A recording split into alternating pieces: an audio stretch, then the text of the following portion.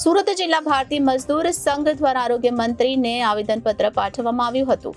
આશા worker તેમજ આશા facilitator બહેનોના વિવિધ પ્રશ્નોને લઈ આવેદન આપવામાં આવ્યું છે.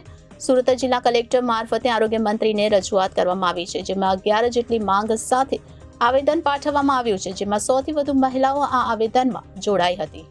સુરત જિલ્લા ભારતીય મજદૂર સંઘ દ્વારા આરોગ્ય મંત્રીને આવેદનપત્ર પાઠવવામાં આવ્યું હતું, જેમાં જણાવ્યું હતું કે આશા વર્કર તેમજ આશા ફેસિલિટર બહેનોના વિવિધ પ્રશ્નો અને માંગણીઓને લઈને આવેદનપત્ર આપવામાં આવ્યું હતું, જેમાં સુરત જિલ્લા કલેક્ટર મારફતે આરોગ્ય મંત્રીને રજૂઆત કરવામાં આવી હતી, જેમાં 11 જેટલી માંગ સાથે આવેદનપત્ર પાઠવવામાં આવ્યું હતું, જેમાં 100 થી વધુ મહિલાઓ આ આવેદનમાં જોડાઈ હતી.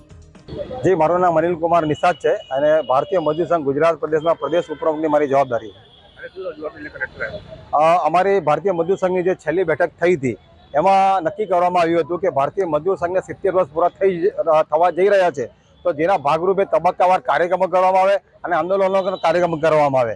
એમાં એક કાર્યક્રમ હતો તારીખ 23 જુલાઈથી 31 જુલાઈ સુધી ગુજરાતના 18,000 જેટલા ગામડાઓનો દરેક ગામમાં અમારા કાર્યકર્તાઓ જેને સંપર્ક કરો, યાના લેબર મજદૂરોનો કોન્ટેક્ટ કરો અને ભારતીય મજદૂર સંઘની રીતિનીતિ કાર્યવાહીથી વાકેફ કરો.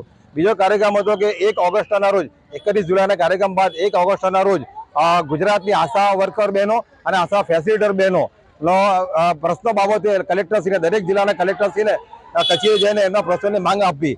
આશા બહેનોને સાથે ખૂબ અન્યાય થઈ રહ્યો છે. આટલી કાળની મોંઘવારીમાં એમનો પગાર ફક્ત 2,000 રૂપિયા જેટલો છે. અમારા યુનિયન ભારતીય મજદૂર સંઘની માગણી છે કે આશા બહેનોને 18,000 પગાર અને આશા ફેસિલિટર બહેનોને 24,000 પગાર આપવામાં આવે. આ આશા બહેનોને પીએફનો કે ઈપીએફનો પણ લાભ, ઈએસઆઈનો પણ લાભ આપવામાં આવતો નથી, તો આશા બહેનોને પીએફનો અને ઈએસઆઈનો લાભ આપવામાં આવે એવી અમારી માગણી છે. તથા આ આશા બહેનોને નિવૃત્તિ સમયે કશું આપવામાં આવતું નથી. આશા બહેનોને નિવૃત્તિ સમયે 10 લાખ રૂપિયા ગ્રેજ્યુટી આપવામાં આવે એવી અમારી ભારતીય મજદૂર સંઘની અમારી માગણી છે. Reporter Arvind Rathod, Janadesh news, Surat.